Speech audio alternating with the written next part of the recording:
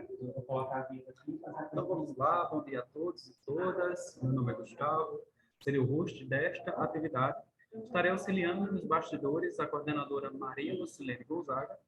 A necessidade ou dúvida que vocês possuam, vou estar atendendo pelo chat, que pode ser ativado na barra inferior da tela, certo? A nossa sessão ela tem duração de aproximadamente 1 hora e 40 minutos. Cada participante tem até 20 minutos para fazer a apresentação do seu trabalho. Eu vou estar auxiliando na cronometragem do tempo. E, ao final da sessão, a gente vai fazer as discussões sobre os trabalhos que foram apresentados. Caso vocês notem alguma falha no momento da apresentação de alguém, vocês podem me comunicar pelo chat ou pelo áudio. Eu deixo agora a palavra com a professora Maria Lucilene, mas antes desejo as boas-vindas e boa sorte nas apresentações. Professora, bom dia, fique à vontade. Olá, bom dia. Sejam todos bem-vindos e bem-vindas ao 28º Congresso da Associação Brasileira de Professores de Literatura Portuguesa. Com muita satisfação, nós nos encontramos nessa sala 3 para fazer uma discussão, uma proposição sobre as autoras, discutir publicações de mulheres, e nós estamos muito felizes, ainda que esse evento aconteça de maneira remota, ele permite também que vários participantes possam estar conosco, interagindo a partir do espaço de cada um. Constituímos esse grande espaço científico, literário, acadêmico. Então, dou as boas-vindas a vocês e nós vamos iniciar a sessão de hoje.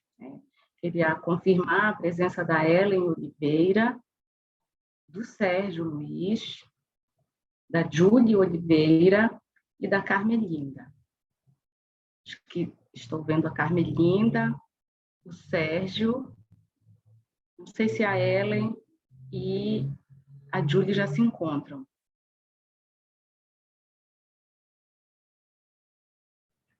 Vocês terão 20 minutos na sala, professora, agora. Certo. Tá. Nós vamos iniciar, então, com a Ellen. Acredito que ela ainda não esteja, né? Cada participante vai ter 20 minutos para fazer a sua apresentação. Oi, Queria dar... Olá, bom dia, tudo bem? Dia, você está escutando? Estamos escutando. Você está nos escutando também? Sim, sim. Eu posso... Seja bem-vinda. Gostaria de cumprimentar o professor Eduardo da Cruz, professora Andréa, que também estão conosco. Ellen, você tem o tempo de 20 minutos para fazer a sua apresentação. Você tem também possibilidade de fazer a projeção dos seus slides, e depois da sua apresentação nós faremos o comentário, debate, questionamento a respeito dos trabalhos apresentados. Está tudo bem? Podemos iniciar? Podemos. Eu vou compartilhar, então, meus slides. Aqui, como eu nunca fiz isso, deixa eu ver como... Vocês estão vendo? Sim, estamos vendo. Ah, tá bom, obrigada. Então, eu gostaria de começar agradecendo pela oportunidade de apresentar aqui hoje no Congresso. Pedir desculpas também, caso ocorra algum erro, alguma lacuna na apresentação. Então, para essa apresentação, o título é A Escuta e o Diálogo entre os Poemas de Flor Espanca, de Adília Lopes. Eu sou formada em Letras pela Unifesp, pela Universidade Federal de São Paulo, e estou sob orientação do professor Dr. Leonardo Gandolfi.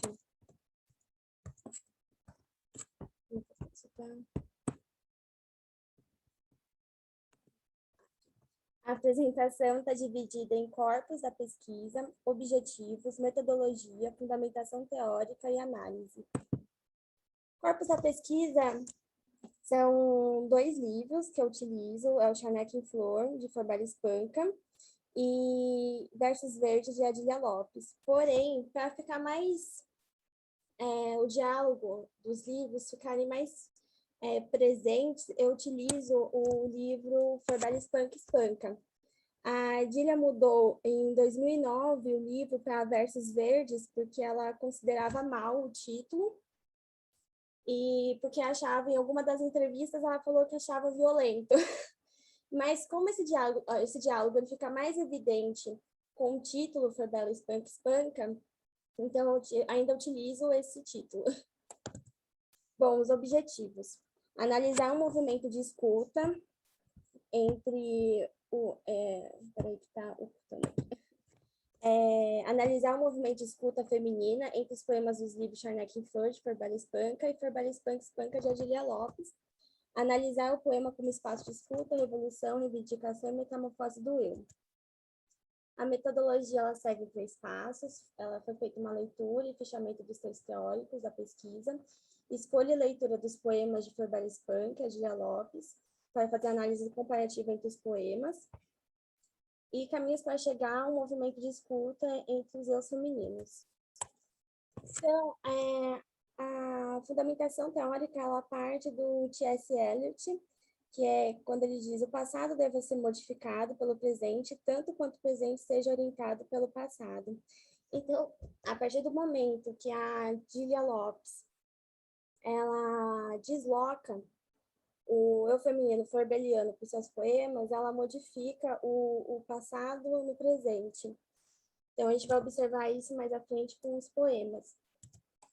E Ana Kobuka, ela diz o seguinte sobre os poemas Adília: o passado e o presente de discriminação parecem-me abundantemente visíveis na sua escrita, sem que a sua inegável recusa do registro épico lhe retire o potencial, que, pelo menos na minha perspectiva de leitura, ela claramente realiza, de pôr em prática atos tanto de resistência como de construção feminista, tendo que é precisamente no campo da intertextualidade que se encontram muitas e interessantes oportunidades para tal. Então, a gente vai observar essa questão da resistência, da construção feminista e do diálogo presente nos poemas que a Adília Lopes constrói com a For Bela. Então, de modo geral, para dizer sobre a intertextualidade, todo texto se constrói com um mosaico de citações, todo texto absorção e transformação de outro texto. Então, a Ana Kristeva diz isso sobre intertextualidade, ela define dessa forma, e o Gerard Genete, depois ele define como: define-o de maneira, sem dúvida, restritiva, como uma relação de copresença entre 2 ou vários textos, isto é, essencialmente, o mais frequentemente, com presença efetiva de um texto em um outro. Sua forma mais explícita e mais literal é a prática tradicional da citação. Sua forma menos explícita e menos canônica é a do plágio, que é o empréstimo não declarado, mas ainda literal. Sua forma ainda menos explícita é a menos literal, é a alusão, isto é, um enunciado cuja compreensão plena supõe a percepção de uma relação entre ele e um outro. Aqui tem um tema que eu utilizo para fazer essa análise comparativa da For Bela Espanca. Então, é assim: eu quero amar, amar perdidamente, amar só por amar, aqui e além, mas este, aquele, o outro, toda a gente. Amar, amar e não amar ninguém. Recordar, esquecer, indiferente. Prender ou desprender, é mal, é bem. Quem disser que se pode amar alguém durante a vida inteira porque mente. Há uma primavera em cada vida, é preciso cantá-la assim florida, pois se Deus nos deu voz, foi para cantar. E se um dia hei de ser pó, cinza e nada, que seja a minha noite uma alvorada, que me saiba perder para me encontrar. E a Adília Lopes, ela transforma esse amar em foder no poema, no livro For Bela Espanca Espanca. E ela começa assim, o poema: eu quero foder, foder achadamente. Se esta revolução não me deixe foder até morrer, é porque não é revolução nenhuma. A revolução não se faz nas praças, nem nos palácios. Essa é a revolução dos fariseus.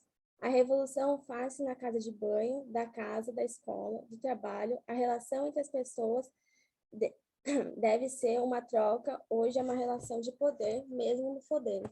A ceifeira ceifa contente, ceifa nos tempos livres, semana de 20 por 7 horas já. A gestora avalia a empresa pela casa de banho. e canta contente, porque há alegrias no trabalho, e o choro do bebê não impede a mãe de servir. A galinha brinca com a raposa, eu tenho o direito de estar triste. Então, podemos observar com esses dois poemas que a Adília, ela desloca esse eu forbeliano para os seus poemas, transformando esse amor em poder e deslocando esse eu forbeliano tanto para a revolução, tanto para a reivindicação de um corpo.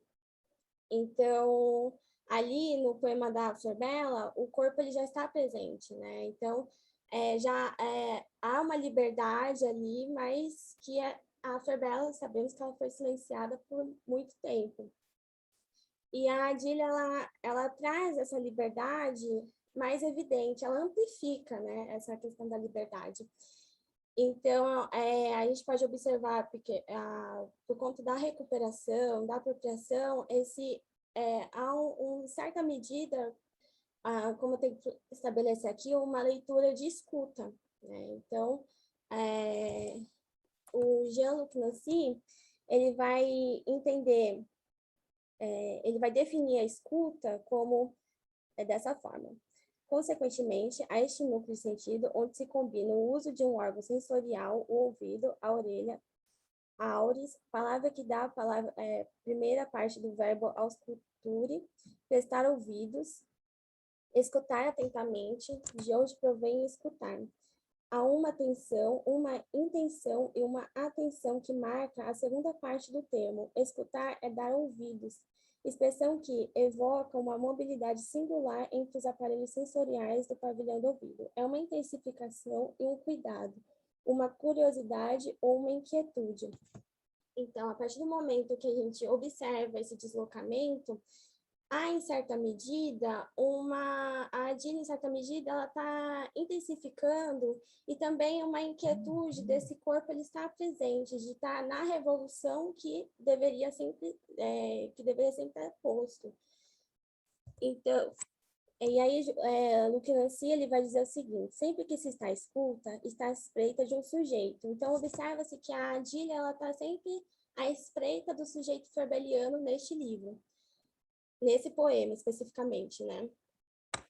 O ele, que se identifica ressoando de si a si, em si para si, fora de si, consequentemente, ao mesmo tempo, o mesmo, o outro, que não ele, um como o eco do outro, e este eco como o próprio som do seu sentido. Ora, o som do sentido é como ele se reenvia e como se ele se envia ou se endereça, e por conseguinte, como faz sentido. Então, a partir do momento que esse deslocamento ocorre um eco, né? Ressoando de si para si. E porque esse texto, esse poema, né? Ele passa de uma leitora, a leitora Adília passa para a escritora Adília.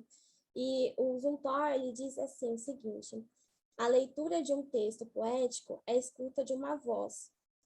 O leitor, nessa e por essa, escuta, refaz em corpo e em espírito o percurso traçado pela voz do poeta. Então, o corpo a Adília, a leitora, ela refaz esse corpo, né, esse corpo do eu poético, e passa para os seus poemas. Então, é mais nesse sentido a leitura da escuta.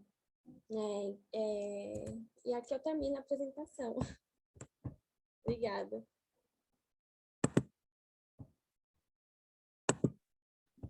Obrigada, Ellen, parabéns, né?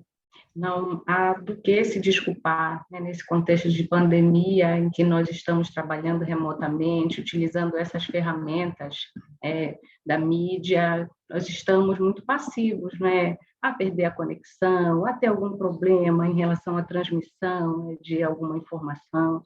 Então, não há problema nenhum, nós gostaríamos de te parabenizar, né, pela comunicação, por essa interlocução entre Adília e Flor Bela, duas grandes mulheres, acima de tudo, né, escritoras, que usam, então, né, da sua poesia, da literatura, para também nos inspirar, né? São também mulheres e poetas inspiradoras para nós. Então, depois nós faremos a discussão sobre o seu trabalho, tá bem?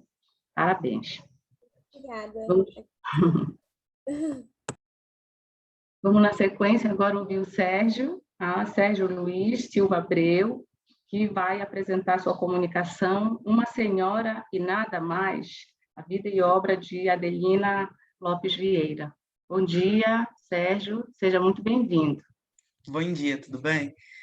Bem, Então, a comunicação é parte da dissertação, tá?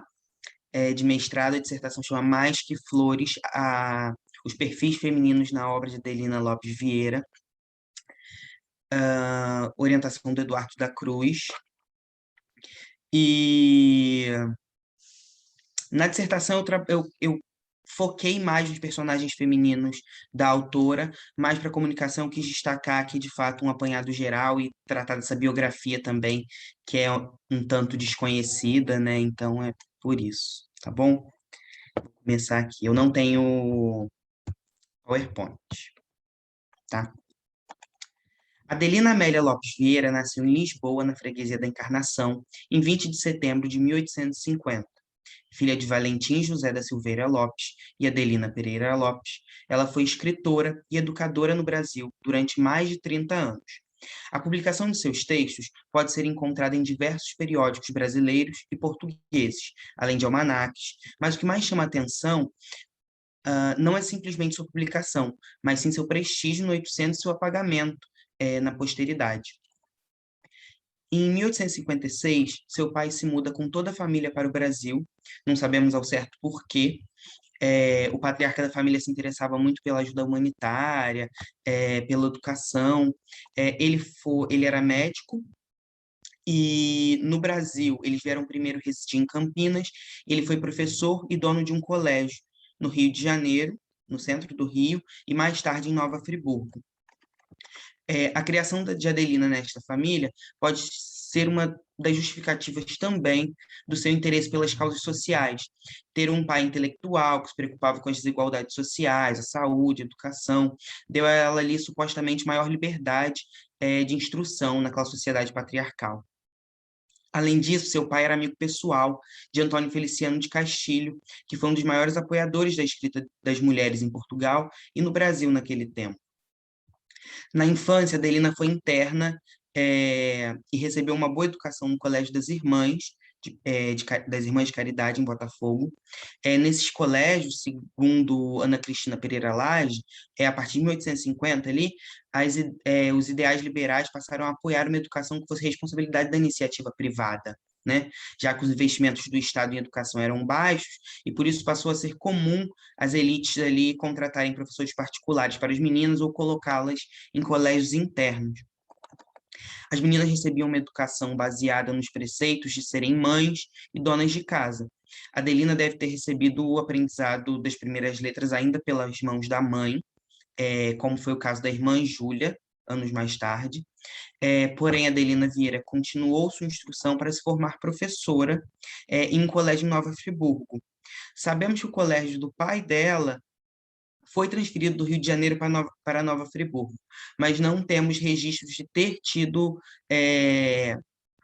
alunas do sexo feminino. Então, não sabemos se ela estudou no colégio do pai, em Nova Friburgo, ou em algum outro. Houve uma necessidade de buscar em fontes primárias a maior quantidade possível de informações sobre Adelina Lopes Vieira para conseguirmos dar conta de seus traços biográficos. Buscando uma vida pública para Adelina entre os periódicos do século XIX, a mais antiga menção que encontramos é de 1869, quando ela recitou poesias ao piano, poesias do Soares de Passos e do Tomás Ribeiro, num evento literário em Campinas, cidade onde eles residiam na época. Devemos chamar atenção ao fato de Adelina ter sido casada e não termos encontrado muitas informações sobre o marido, Antônio Arnaldo Vieira da Costa. Mas em todas as menções da imprensa, a partir de 1869, já aparece citada com o sobrenome de casada, tá? O nome do marido aparece pouco em suas aparições públicas e não é sequer mencionado numa biografia que o Portugal Moderno publica sobre ela em 1905, tá? O Portugal moderno vai falar de toda a família. E isso era, a importância das relações matrimoniais naquele tempo era inegável, e o nome do marido aparecer tão pouco ia na direção contrária ao esperado das mulheres ali casadas, né? Mesmo que não tenhamos encontrado nenhum escrito anterior, nada garante que não existam ou que ela não tenha publicado sobre algum pseudônimo, né? Como era comum na época. Em 1871, Adelina foi convocada para assumir o cargo de professora pública primária na segunda cadeira na freguesia do Espírito Santo, no Rio de Janeiro, né? É, ela começa a lecionar em 1872, em casa, o colégio funcionava em casa, que depois foi transferido para uma sede em Santa Teresa. Durante a década de 1870, os textos de Adelina começam a circular na Gazeta de Campinas, cujo redator era amigo do pai dela, e em outros periódicos importantes, como o Jornal do Comércio, o Correio Paulistano, o Almanaque de Lembranças do Luso Brasileiro, fundado por Alexandre Magno de Castilho, entre outros ali. Seu talento passaria a ser comentado, festejado ali por aquela sociedade ali na época. A publicação de seu poema intitulado Primeiro Beijo, em 1876, no Jornal do Comércio, fez com que ela ganhasse um poema em homenagem a ela, do Tomás Ribeiro.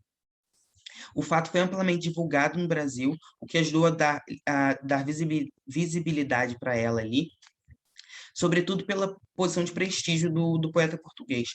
Tomás Ribeiro enviou uma carta para José Feliciano de Castilho, recomendando a leitura do poema O Primeiro Beijo, que sairia em seu primeiro volume, no seu primeiro livro, chamado Margaritas, em 1879. Essa carta sairia como prefácio do livro. Tá? Há na obra a necessidade de enunciação de um autor, né, ou uma autora, e por isso ela se mostra tão importante nos nossos estudos. A escrita está na nossa sociedade também como uma forma de documentar experiências vividas para a posteridade. Tal processo perpassa o ambiente sociocultural e de sua produção, e desse modo, a literatura produzida pelas mulheres do século XIX detém tantas informações importantes, pois é a materialização dessa libertação daquelas autoras. Ou seja, não estamos considerando a obra literária como documento histórico ou biografia, mas como produto de uma história cultural, influenciados pela sociedade ali que eles estavam vivendo, né? A Adelina, na sua obra, se importou, em geral, com questões femininas e de cunho educacional, desde quando começou suas publicações na imprensa periódica. Seus contos passaram a ser veiculados em jornais de grande circulação. Por isso, o seu prestígio intelectual em seu tempo, né? Sua contribuição para as letras foi diversificada e vasta. Ela publicou 3 livros em volume, 4 no caso, né? Foi um em conjunto com a irmã, em 1886, que foi o livro que lança a irmã de Adelina, Júlia Lopes de Almeida, chamado Contos Infantis. O Margaritas, que é o seu livro de estreia, em 1878, o Pombal, em 1880, e o Destinos, que é um livro de contos, em 1900.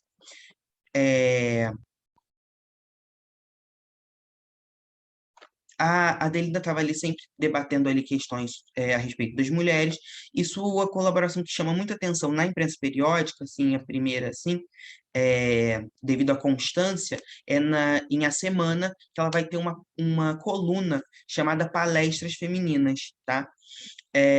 O jornal tinha ali como redatores ali o Valente Magalhães e o Filinto de Almeida, que viria a ser o cunhado da Adelina,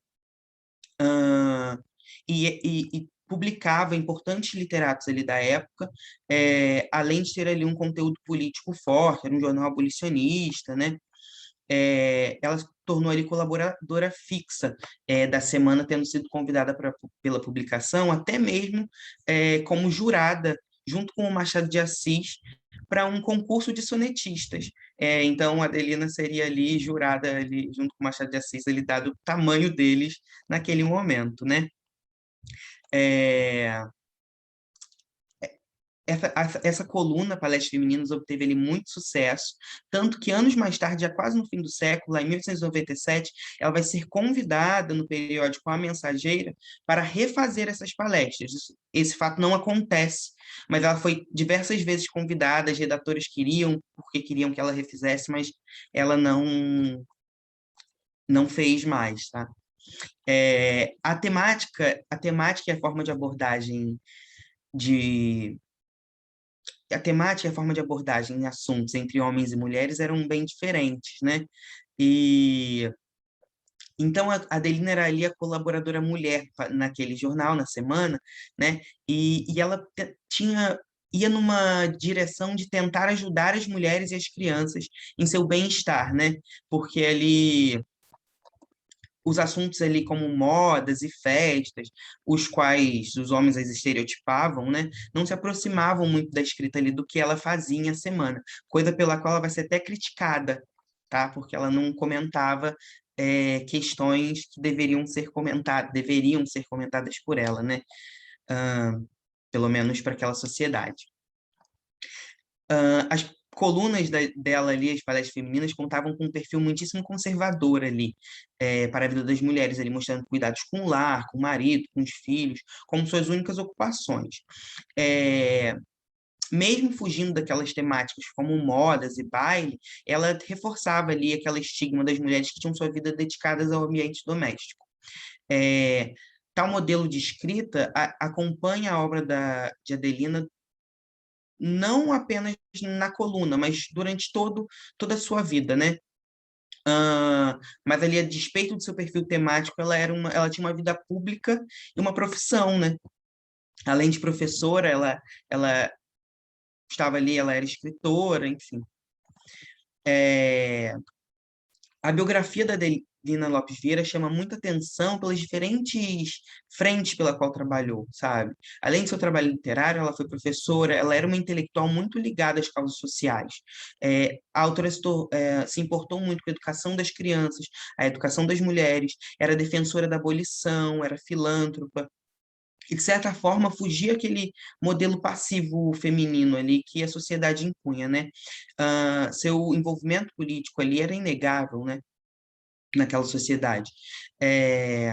Ela esteve desde a criação, em 1908, no Conselho Diretor da Associação do Patronato de Menores, que buscava a criação de uma chamada creche central para atender às necessidades de crianças de até 3 anos e de suas mães, né? Ela debatia essa necessidade do trabalho para as mulheres que encontravam essa barreira de quem cuidaria dos filhos durante a jornada de trabalho, né? A luta por creches para auxiliar na autonomia das que desejassem ou necessitassem trabalhar está na origem de alguns movimentos feministas, né? Ela desenvolveu ali em alguns periódicos, também na semana, em alguns outros textos que foi fazendo, uma espécie de manual de civilidade, né? Ela ensinava como bem viver, como melhor viver, como melhor fazer. Então, isso vai estar ali mostrando como aquelas mulheres deveriam viver naqueles novos tempos. Além da colaboração na imprensa periódica, ela teve as publicações em volume, né? Que mostrariam ainda mais sua produção ficcional, né?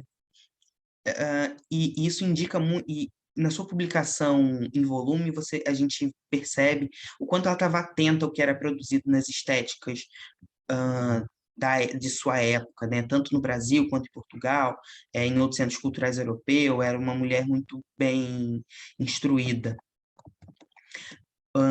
Ela, em 1900, publicou um livro de contos chamado Destinos, que partia da ideia ali do aprendizado pelo exemplo, né? Ela mostrava ali várias mulheres, né, sobre educação, sobre a vida conjugal, a autonomia das mulheres, o adultério. Os contos mostram destinos de várias mulheres e seus perfis, né? O que acontece quando aquelas mulheres, quando não tratavam bem seus maridos, e também debatia sobre a necessidade daquela autonomia para elas. Mesmo assim, os textos não se afastavam do ideário ali pertinente às mulheres, tá? Estavam dentro do que era socialmente aceito, mas mesmo assim ela era, por vezes, criticada. A produção poética dela se mostrou ainda mais versátil na questão temática. A gente consegue encontrar poemas abolicionistas, que em maioria exaltava a figura da princesa Isabel como grande redentora. Poemas de circunstâncias, poemas políticos, poemas de exaltação à cultura portuguesa. Hoje entendemos uma problemática aí em enxergar a princesa Isabel como um grande salvador, enfim. Mas exaltar uma figura de uma mulher com participação política era pensar para ela ali em representatividade, né?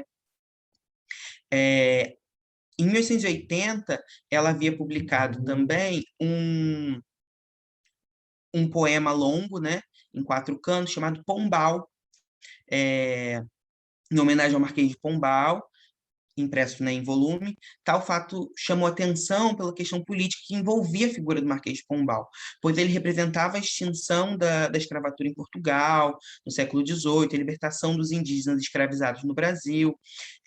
Pombal também proporcionou uma grande reforma educacional no país, e por isso mereceu dela ali a homenagem, que ela vai criticá-lo também, chamá-lo de sanguinário, por vezes, mas vai dizer que sua importância é muito maior que isso, né? Então a gente percebe ali essa voz pública de cariz político dela, né? Que debater política não era algo ali socialmente bem visto para as mulheres, né? Ela vai ali na contramão ali, produzindo esses poemas que defendiam publicamente a abolição ali, né? Na contramão de mulheres, né, na verdade. E por isso a gente não pode deixar de ressaltar que existia ali uma importância da sua contribuição, né? Que já que se ela falava a respeito desses assuntos nas suas publicações, é porque, de fato, existia algum interesse pela sua voz, né? Pelas suas ideias, né? Mas estar inserida nesses assuntos gerou certos insultos a ela na imprensa, né? Por exemplo, em 1891, quando ela colaborava em O Tempo, ela comentou a exposição do Pedro Weingartner e foi ridicularizada pela Revista da Semana por estar falando sobre arte. A publicação chamou a Adelina de Dona Literatona, dizendo que ela falava asneiras com facilidade, né? Em A Semana, que ela era também colaboradora, o redator, o Filinto de Almeida, seu cunhado e tal, reclama, faz uma brincadeira dela não falar sobre moda, né? Porque ela não falava sobre moda, do qual ela vai responder fazendo um texto sobre espartilhos, que ela faz um paralelo entre a necessidade dos espartilhos, que ela acha que vai ser muito bom que tirem os espartilhos, mas a sociedade ainda não estava preparada para isso. Tá? Outro exemplo, o Rio Nu, em 1907, acusou a Adelina de ser feia e masculinizada. O texto destaca o corpo volumoso da escritora, associa um campeão de luta greco-romana para menosprezar suas conquistas. Ainda aponta um ressentimento da sua irmã Júlia, feminista, mas que não era masculinizada. Tá? Ter um papel de destaque naquele momento ali ressentia aquela sociedade tipicamente comandada ali por homens. Tá? Adelina Amélia Lopes Vieira foi uma escritora multifacetada, e não só por ter escrito sobre assuntos não comuns às mulheres, mas também por, no final do século XIX, ter sido uma professora que defendeu a educação, se empenhou nas causas humanitárias, se preocupou com o sexo feminino. Né? Ela conseguiu, em um tempo difícil, um grande espaço na imprensa, em periódicos não só voltados às mulheres, mas voltados, em geral, para o grande público. Né? Os periódicos que ela colaborou são periódicos grandes. Então, esses perfis femininos que ela criou, mesmo reproduzindo alguns preconceitos, algumas vezes, né, da educação dela, né, eram muito importantes, assim, porque tinham questões particulares à vida daquelas mulheres ali da época. O trabalho dela como uma mulher de letras é também uma tentativa de encorajar trabalhos, nós trabalharmos ela ali como uma mulher de letra também é uma tentativa de encorajar trabalhos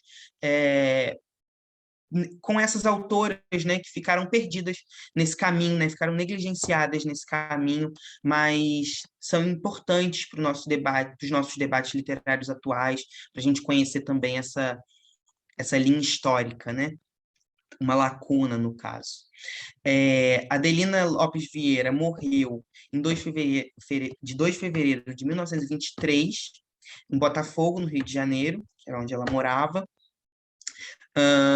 A última década da sua vida foi um pouco mais reservada, por isso a gente teve essa tentativa de reconstruir a necessidade de reconstruir detalhes aí dos seus 73 anos de vida.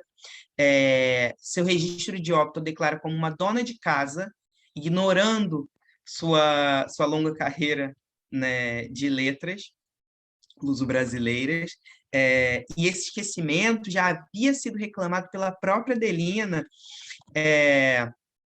em 1898, quando a Gazeta de Notícias a referencia apenas como uma senhora. E ela faz a pergunta, uma senhora e nada mais? Né? Eu que contribuí para as letras do país, né? E a questão é que ela era, sim, uma senhora, né? Mas uma senhora também não limita ela ter sido uma personalidade de destaque, uma intelectual importante para o seu tempo e importante para as letras. Tá? E é isso, acabei. Obrigada, Sérgio. Uma senhora escritora, né, para né? ainda fortalecer, né, essa expressão, é uma senhora, mas é uma senhora escritora. É uma, né? Senhora escritora, exatamente. Uma grande mulher. Parabéns pela tua apresentação, trazendo essa mulher, né, que teve todo um protagonismo no final do século XIX, início do século XX, e que, infelizmente, né, o cânone, né, masculino, né? Exatamente. Acabou eclipsando, deixando lá na penumbra, mas ela não está apagada, ela está numa penumbra que tu estás tentando agora trazer um pouco mais para os raios solares da literatura, principalmente dessa atualidade. Uma importante discussão, né, sobre as mulheres, que se nós formos observar, né, nos compêndios de literatura, o cânone está muito ainda masculinizado e poucas mulheres, como se elas não até hoje, né? Como se não tivesse existido. Depois a gente volta para comentar mais e melhor, tá? Do seu trabalho. Obrigado. Vamos, então, dar sequência agora com a Júlia Oliveira da Silva. A Júlia está? Sim, estou aqui. Olá, Júlia. Tudo bem? Bom dia. Bom dia. Tudo bem? Vamos começar a sua apresentação? Sim, eu vou compartilhar. Vou compartilhar a tela. Eu peço desculpa pelo barulho, porque infelizmente eu não consegui um lugar reservado para um pouco de ruído, provavelmente. Deixa eu entrar aqui. Vocês conseguem ver? Sim, estamos visualizando. Ok. Então, bom dia. Primeiramente, eu queria agradecer por estar fazendo parte dessa apresentação de trabalhos, um trabalho tão interessante, da Espanca, Cadilha. O meu vai fugir Júlia, um pouco desse tema. Fala um pouco mais alto, por favor, para tentar abafar o som que está ao redor. Ok. Eu vou tentar. Eu estava dizendo que o meu trabalho vai fugir um pouco não da temática, né, porque é o tempo de escritoras, mas aqui eu acabo retomando a ideia da escritora no sentido amplo, né? Eu vou falar sobre a Olga de Moraes Sarmento, que foi uma escritora portuguesa, né, do século XIX, início do século XX, mas que, por mais que seja considerada uma escritora, ela não escreveu necessariamente sobre literatura.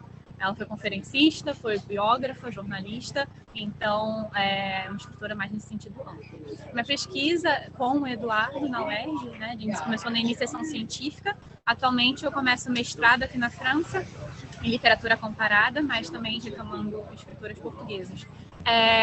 O objetivo dessa pesquisa é achar, estabelecer e explorar os diferentes pontos de encontro dos laços feministas estabelecidos pela Olga, por meio das suas relações, não somente no Portugal, mas também na França, tendo em vista que ela morou aqui por 30 anos, mas também passando dessas fronteiras nacionais e europeias, até mesmo no Brasil. Então, enfim. Para começar, uma breve biografia da Olga, para quem não conhece, ela foi uma escritora, conferencista, jornalista, biógrafa de Setúbal, nascida em 1881. Ela morou na França por volta de 30 anos, visitou diversos países, incluindo a América do Norte, América do Sul. Na época que ela fez diversas apresentações, diversas conferências na América do Sul, no Brasil, na Argentina, no Uruguai. Ela sucedeu Ana de Castro Osório na direção da revista Sociedade Futura.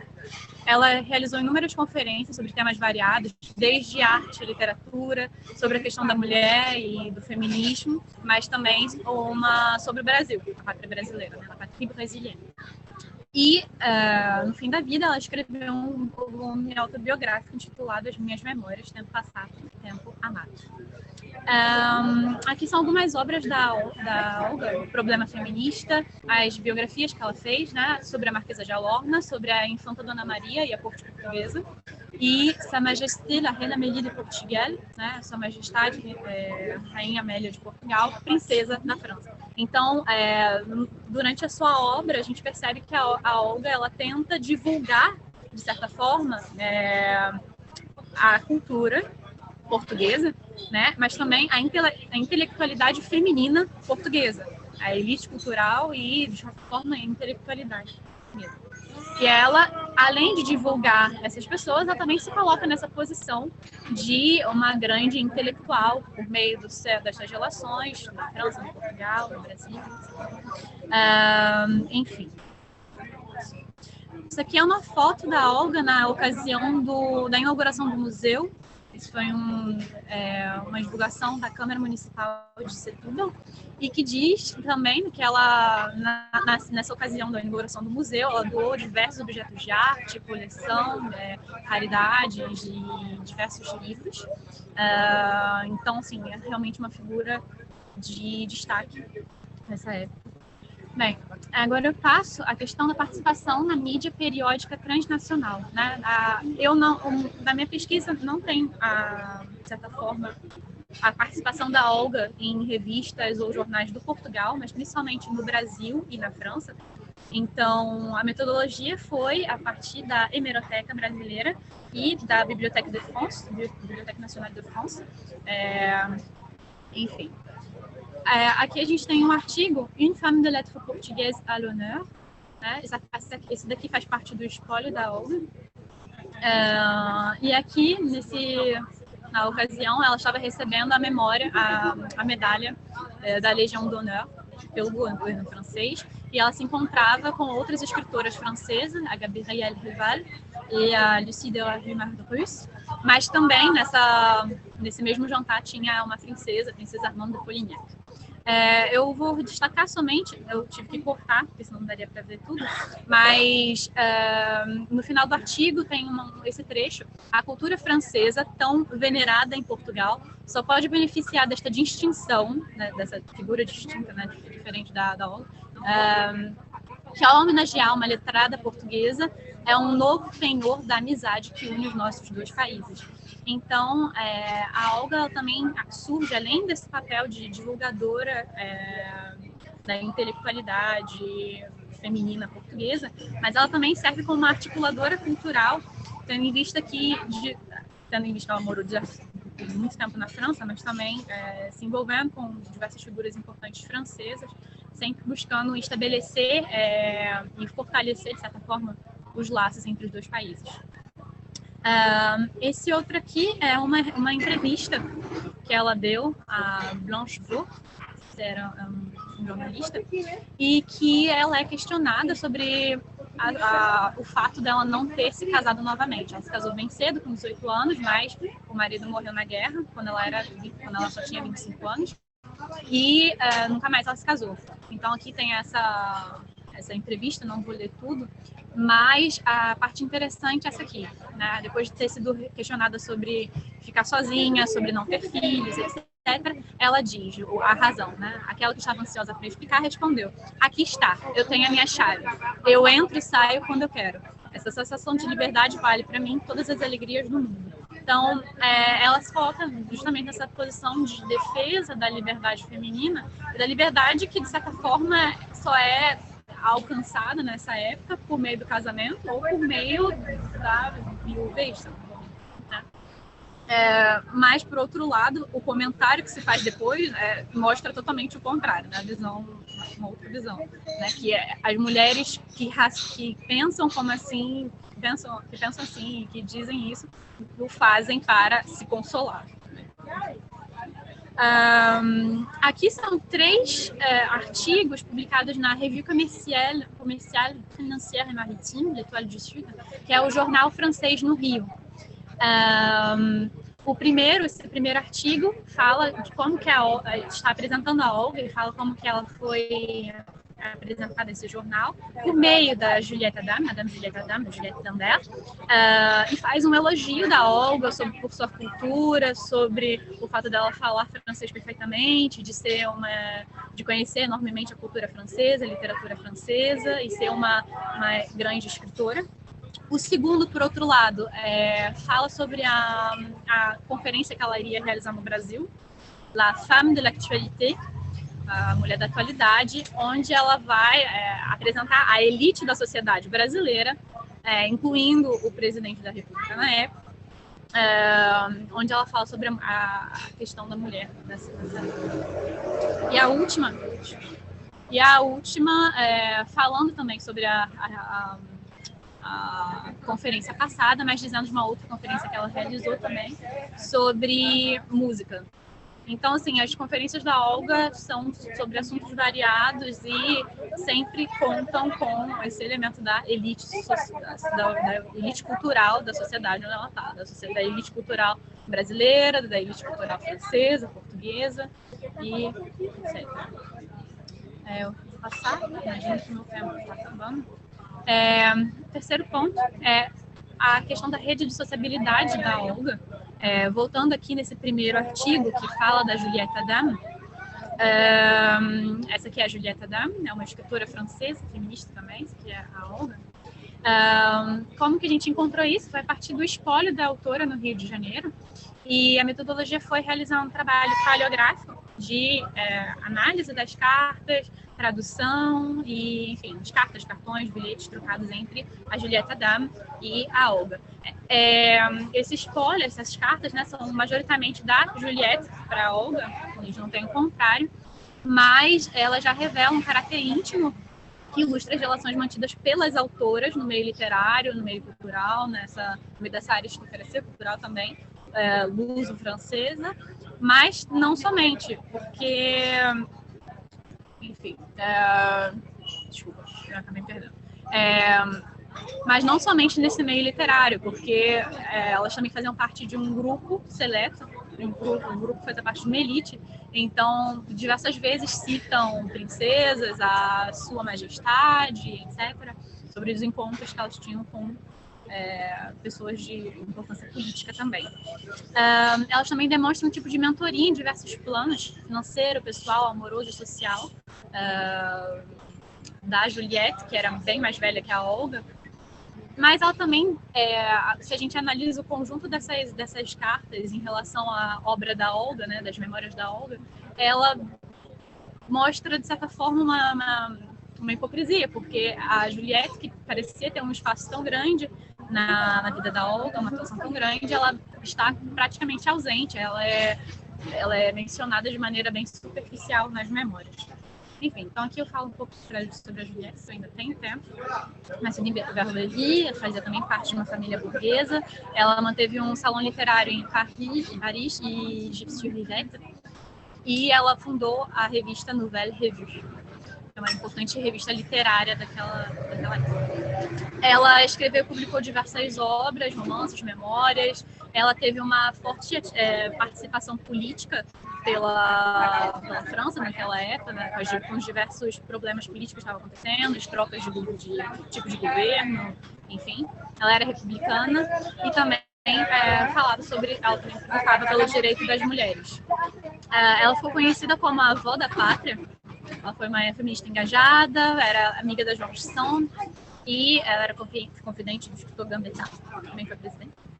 E, enfim, é uma figura emblemática de uma época turbulenta nesse meio francês. Para terminar, aqui eu mostro duas cartas. Essa aqui é a primeira carta, essa aqui é a segunda, que mostra, de certa forma, como que essa relação entre elas se dava em diversos planos. Aqui ela comenta, enfim, não vou ler a carta inteira, mas ela comenta como que ela está triste sobre o que se passa politicamente no país. Já era 6 de dezembro de 1913, então já as tensões políticas estavam aumentando, né, na França e, enfim, na Europa inteira. E depois ela comenta sobre o sucesso que o seu livro estava tendo, o livro Chrétienne. E ela diz que as pessoas dizem que o livro faz bem e que nenhum sucesso vale aquilo. Enfim, então tem uma certa forma de confidência. E nessa outra carta, ela fala sobre a sua ansiedade, de certa forma, a sua preocupação em relação à amizade delas, porque ela diz que viu, ao longo da sua longa existência, diversas amizades tão íntimas entre mulheres se desfazer completamente. E ela tinha medo disso. Ela tem medo disso.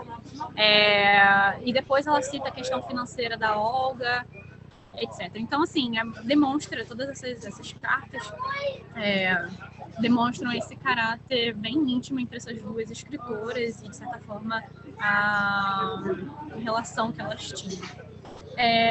Então, para concluir, voltando aqui sobre a Olga, né? Então, basicamente, é um destaque e, de certa forma, explicita o trabalho de resgate que a gente tem que fazer, que ela fazia na época dela sobre diversas figuras importantes da história portuguesa, da história literária portuguesa também. E a coisa interessante também é que não só a Olga começa a ser resgatada atualmente, ou diversas outras escritoras, como a gente está fazendo aqui nesse congresso, né, os resgates dessas escritoras, mas mesmo as escritoras francesas foram, de certa forma, esquecidas. Então, enfim, esse trabalho de divulgação feminina da Olga também funciona como um trabalho de resgate. E ela se colocando nessa posição de uma grande intelectual feminina confere, de certa forma, uma autenticidade à pesquisa, ao trabalho dela. E é isso. Obrigada pela atenção. Mais uma vez, desculpa pelo barulho, desculpa se teve algum problema.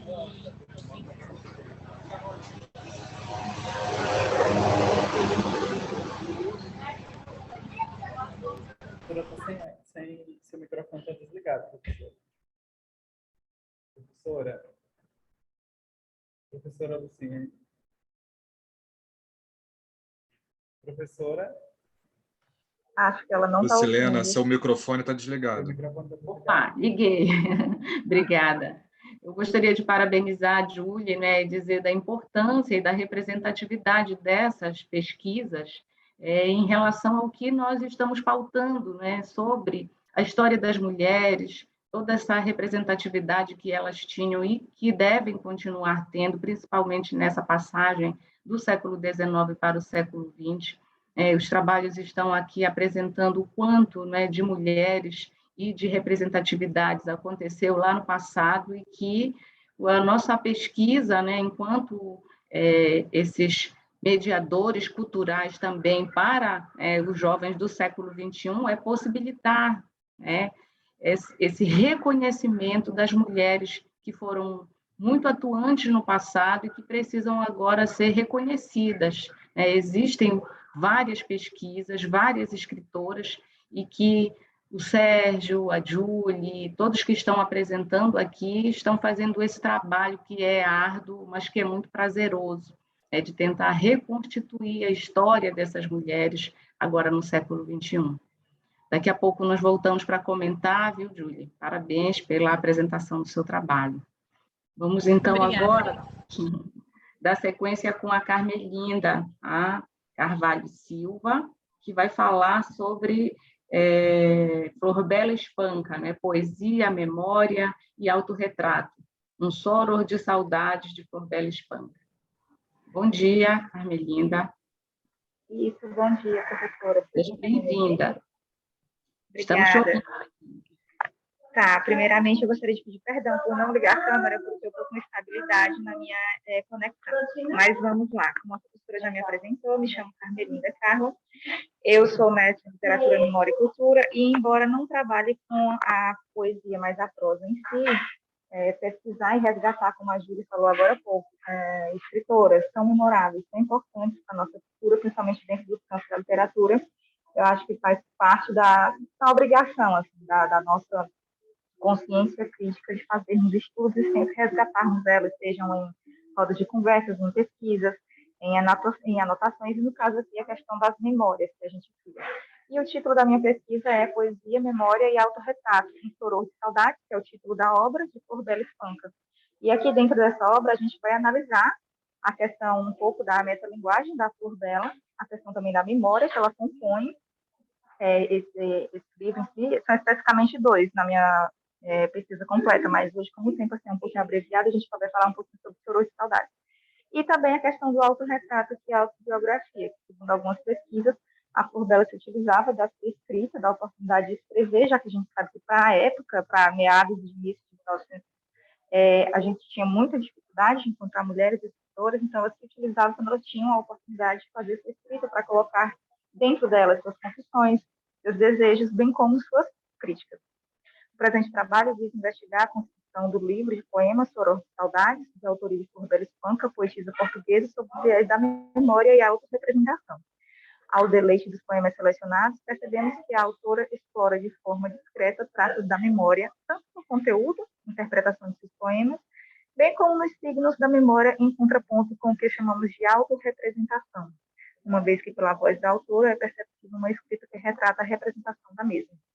E alguns aportes teóricos que nós utilizamos na nossa pesquisa, nos embasamos no Maurice Albach, quando a gente vai falar de memória, a gente utiliza muito os conceitos dele, os estudos dele, Nora, Souza, Kugli, entre outros.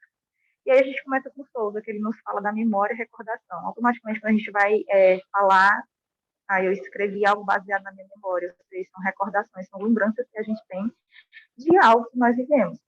Aí depois a gente entra mais no campo de dizer se a memória é real ou a memória é imaginária, porque a gente sabe que, de acordo com as definições de Maurice Albach, não existe uma memória altamente pura, completamente pura. Mas aí o Souza vai logo nos abrir os horizontes acerca da memória e recordação e da memória hábito. Esta primeira, que no caso é a recordação, que se obtém por meio da memória pura, que a gente fala de pura, mas ela não é completamente pura no sentido que a gente conhece.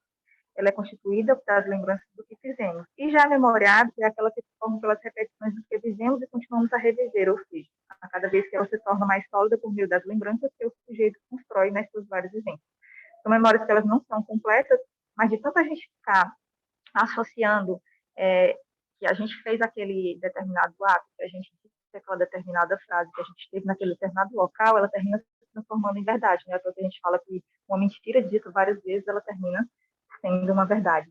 E aí aqui Sloterdijk fala que, ele afirma que narrar histórias da vida é uma forma de prática social, pois a autobiografia, aí a gente até destaca a autobiografia, porque em pesquisas a gente descobre que a Flor Bela fazia muito isso, constitui um gênero do qual indivíduos organizam suas experiências de vida, colocando sua vida individual em um contexto com interesses públicos, com a busca por um sentido.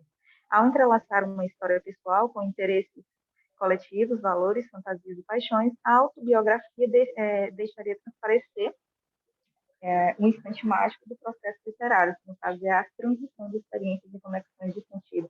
E quando a gente fala de transições de experiências, é realmente relatar essas práticas de vivências dentro daquilo que seja o autor que está escrevendo ali, no caso do escritor, seja um cineasta, ele vai colocar nas suas produções, e dentre outros tipos de arte que a gente pode encontrar. E aí a gente vai falar um pouco das definições da memória no contexto teórico literário. E aí o Bose, muito importante para a nossa pesquisa, no texto As Fronteiras da Literatura, ele discute a escrita memorialística e evoca, ele chama o que nós denominamos de consciência do escritor, para estabelecer a fronteira mínima e transparente entre a ficção e a não ficção.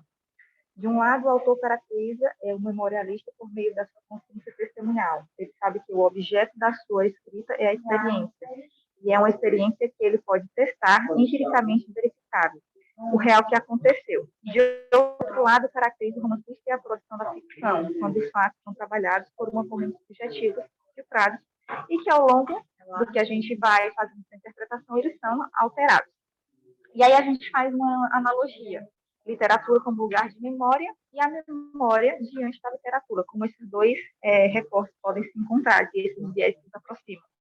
E aí, quando a gente vai falar o lugar de memória, por que a gente tem uma linha de pesquisa, no meu caso, na minha dissertação? Eu não trabalho com a questão da memória em si, embora seja literatura, memória e cultura, o meu mestrado é dessa área.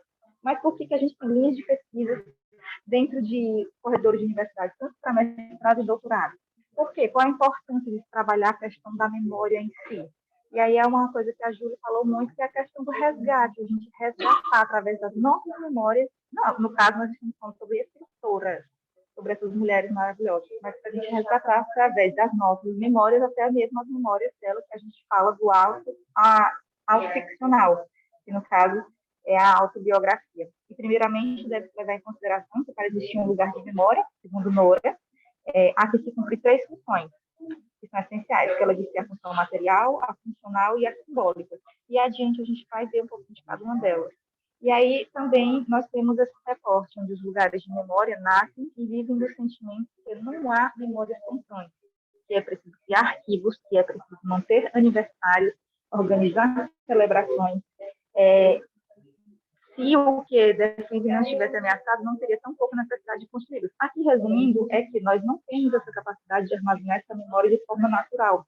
Então, por isso que a gente precisa de um alarme para nos lembrar de determinada data, um calendário para marcar um aniversário, um planner para colocar os nossos compromissos diários que a gente tem, porque a gente não tem essa capacidade, a gente não possui simplesmente essa capacidade de guardar tudo nessa memória, ter esse controle como total. Algumas pessoas têm mais facilidade, mas nós sabemos que nós não somos iguais uns aos outros. E aí, por isso que a gente precisa fazer esse tipo de vínculo de anotações. E aí a gente vai chegar num aporte muito interessante, que é separar o que é a minha memória individual, meu eu, para aquela memória coletiva. A individual, aqui resumindo, já que a gente tem pouco tempo, Nora, ao longo da sua pesquisa, ela vai nos dizer que a memória individual é aquela em que eu tenho particularidade, eu tenho posse daquilo, eu consigo dominar sozinha. Mas chega um certo limite que, para eu lembrar do que aconteceu naquela reunião com meus colegas, ou do que aconteceu durante aquela aula no meu curso, ou em algum evento que tinha muitas pessoas, eu não consigo fazer isso de forma sozinha, voluntária. Eu preciso do auxílio das outras pessoas. Então, assim, eu consigo lembrar de alguns momentos, mas a partir dos lapsos que os meus colegas vão comentando, que a minha família vai comentando, que alguém que estava comigo naquele determinado momento, aí sim eu vou relembrando, vou ativando meu gatilho para eu construir essa memória, digamos assim, não pura, mas um pouco mais completa. E aí a gente vai falar uma coisa muito importante, que é a memória externa na construção das minhas memórias, porque ele está muito ligado a essa questão das memórias coletivas. E a gente tem que tomar um pouco de cuidado para a gente não fazer com que essas memórias externas, elas desconstruam a nossa memória real e elas comecem a influenciar o ponto da gente categorizar que a gente vivenciou determinados fatos, acontecimentos que não são verídicos. Por exemplo, eu podia estar naquele dia, naquela tarde, no pôr do sol, com determinadas pessoas, mas de tanto elas comentarem coisas externas que talvez aconteceram só com elas, ou que eu nem estive ali presente, não vi aquele determinado fato acontecendo, eu começo a imaginar que sim, que eu participei, que eu estava ali, que eu vivenciei, e que eu vi. E a partir daí eu vou construir isso como se fosse verídico. E aí isso que a gente vai procurar na poesia de Flor Bela Espanca, basicamente, precisamente nesse livro Soros de Saudade, já que a gente sabe que ela só deixou o livro de mágoas, e Soros de Saudade publicou ainda esse seu falecimento. As outras obras, tipo Charneck em Flor e as demais, elas são obras póstumas. Então, vamos lá. E a gente se pergunta, é uma autobiografia? A nossa pesquisa aqui não é descobrir isso, se é uma autobiografia ou não, mas através de outras pesquisas a gente traz um recorte para dizer que sim. E aí tem um diário, Corbel escreveu também muitos diários, e até ela mesma jogava algumas pistas para a gente. Tem um trecho, por exemplo, que ela se apresenta, ela convida o leitor a descobrir quem é ela. E aí ela fala, não tenho nenhum intuito especial em escrever essas linhas, não viso nenhum objetivo, não tenho em vista nenhum fim. Quando morrer, é possível que alguém, ao ler esses descosidos monólogos, leia o texto sem saber dizer que essa coisa tão rara neste mundo, uma alma se debruça com um pouco de piedade, um pouco de compreensão, em silêncio sobre o que fui ou o que julguei ser, e realize o que eu não pude, que é conhecer. Ela até fala disso, deve deixar a critério, a cargo do leitor, conhecer ela. E aí é onde a gente vai embarcar nessa pesquisa por tentar decifrar, porque a gente não consegue, ela é tão magnífica que a gente não pode afirmar que a gente consegue decifrar, a gente tenta. E aí vem por dela poetisa, poemas e memórias ou a metalinguagem? Memórias que falam de memórias, saudades que falam da própria saudade de uma pessoa denominada Portela Espanca. E aí, como ilustração, já que a questão do recorte, eu trouxe trechos de alguns poemas. A primeira coisa que a gente pode chamar a atenção são os verbos que ela sempre fala. É o verbo de recordar, é o verbo de lembrar, é o verbo de trazer memórias da sua infância, da sua vida, e ela joga isso para cargo do leitor fazer essa interpretação. Por exemplo, quando ela diz lá no poema O Meu Orgulho, lembro-me o que fui dantes, quem me dera não lembrar em tarde dolorosa, lembro-me que fui a primavera. E aí ela vai utilizando o verbo lembrar o tempo todo, ou seja, aí a gente já vê um desses aspectos, que ela está falando de algo que aconteceu e que na busca desse sentido, de construir uma memória completa, ela vai colocando nesse poema essa fragilidade que ela tem de não conseguir, mas que ela tenta fazer essa recordação. Aqui também a gente tem esse outro poema que se intitula Que Importa? E ela começa: eu era a desdenhosa, indiferente. Nunca sentira em um coração bater em violências de paixão, como bate no peito a outra gente. Agora, olha-me tu altivamente, de sombras, de desejo, de emoção, enquanto a asa loira da ilusão se desdobra a um sol nascente. Aqui, além dela fazer também essa questão de falar o que ela era, as dúvidas que ela tinha quanto ao passado, alguns traços da sua infância que a gente já vê o início de uma adolescência, o início das suas paixões. É outra característica que a gente vê também na escrita da Flor Bela, como se ela tivesse mágoas. E a gente vê que o livro de mágoas, ela também tem um livro de poesia chamado Livro de Mágoas, e a gente pode até trabalhar, afirmar nele que há realmente uma metalinguagem, é o livro de mágoas, que fala das mágoas da própria autora. E aí ela vai juntando essas recordações junto com essas mágoas, esse mal dizer pelo que ela não viveu. E aí, para a gente já quase finalizando, ela diz o que tu és. Aí ela vai se definir. És aquela que tudo te entristece, irrita e amargura, tudo humilha, aquela a quem mágoa chamou de filha. E aí aqui a gente vai fazer uma analogia com o livro de Mágoas, embora esse seja pertencente ao Furor de Saudades, mas a gente vai falando, já que a gente foi ler a biografia dela e tudo, ela de fato vivenciava isso. Ela não era feliz no amor, ela teve alguns conflitos de vida, sentia muito mágoa por conta da perda da mãe dela. Então, assim, ela foi colocando essa metalinguagem através da sua lembrança. E para ir finalizando, a gente tem Memórias, Mágoa do Passado, e a gente tem esse poema, Fanatismo, particularmente é um dos meus preferidos, que o Raimundo Fagner musicalizou depois. E aí ela vai usando algumas expressões, várias expressões, em que ela se refere o tempo todo a ela, com traços particulares dela, quando ela diz: minha alma de sonhar te anda perdida, meus olhos são cegos de te ver, não é sequer a razão do meu viver, pois que tu és já toda a minha vida. E aí ela vai utilizando ao longo disso não só verbos, mas alguns adjetivos que ela qualifica como sendo pertencentes a ela, ao momento e à vida dela. Aqui, para nós finalizarmos, é só para deixar claro que, em vida, ainda ela chegou a publicar 2 livros apenas, Soror de Saudade e Livro de Mágoas, mas que a gente consegue encontrar esses traços de autobiografia, esses traços de memória, principalmente nesse poema, Fanatismo, no livro Soror de Saudade, que nós acabamos de ver, o Eu, no Charneca em Flor, Noite de Saudade, que fica no livro de Mágoa, que é uma metapoesia da mágoa, falando da própria mágoa da autora, e Bendita Seja a Desgraça, que fica em profundos olhares. E aí, só para a gente finalizando, a gente tem isso: escrever para não esquecer. Qual é a função de escrever das nossas memórias?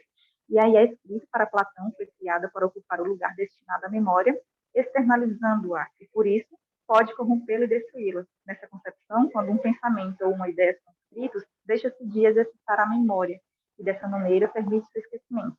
Isso significa que a escrita, estendida a partir do diálogo Fedro de Platão, o qual Derrida aborda somente, é caracterizada como um grande perigo para a memória e a tradição oral. E aí, só para a gente finalizar, um trechinho do primeiro poema que nós analisamos, quando ela diz: lembro-me do que fui dantes, quem me dera não me lembrar. Em tarde dolorosa, eu lembro que fui a primavera, que em muros velhos fez nascer as rosas. Aqui são as nossas referências e muito obrigada.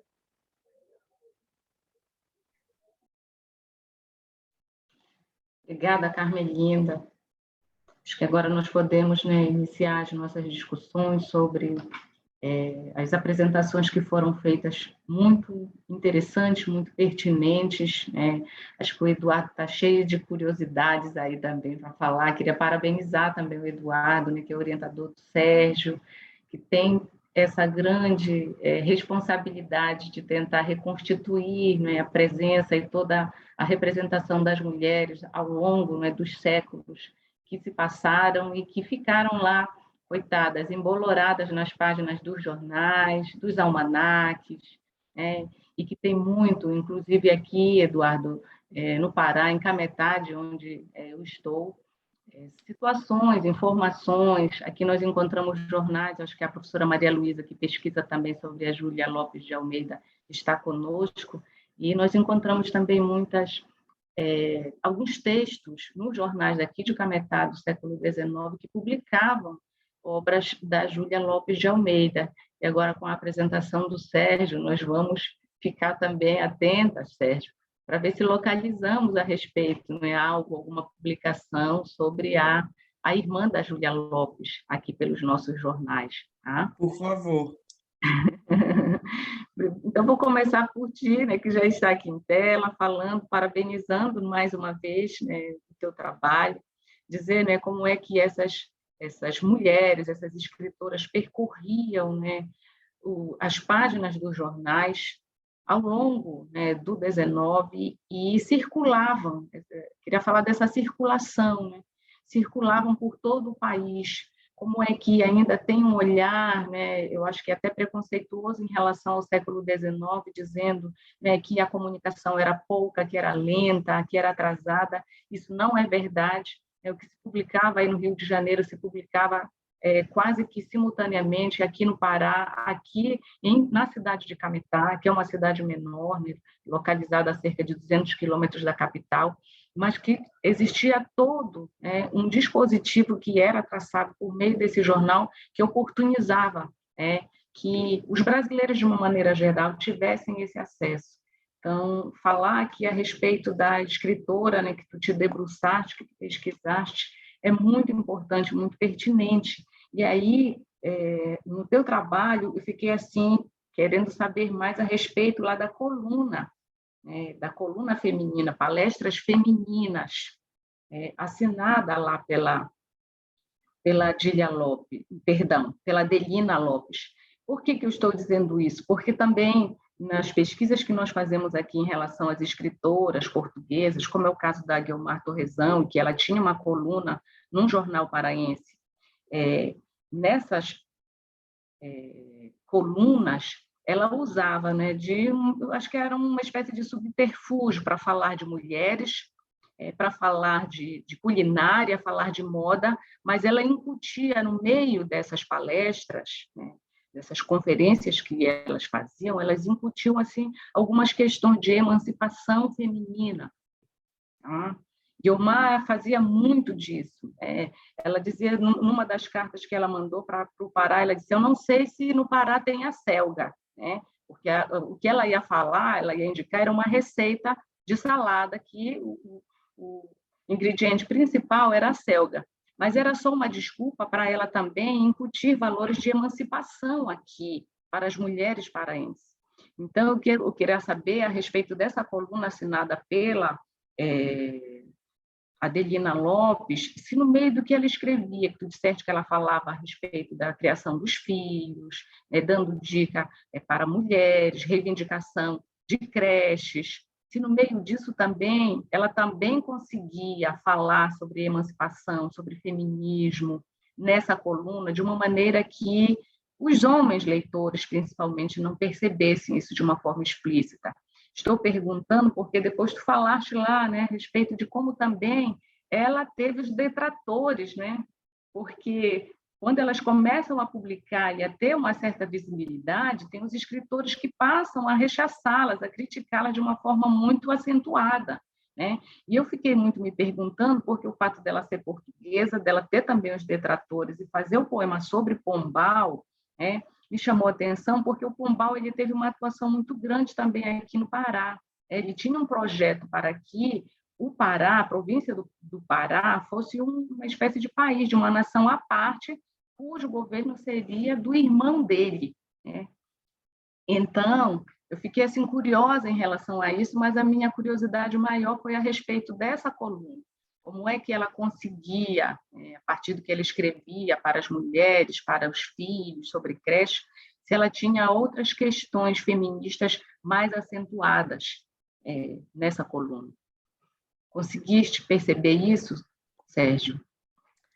Então, nessa coluna propriamente, não muito. Ela vai falar muito da questão da educação, que vai ser muito importante para a autonomia das mulheres.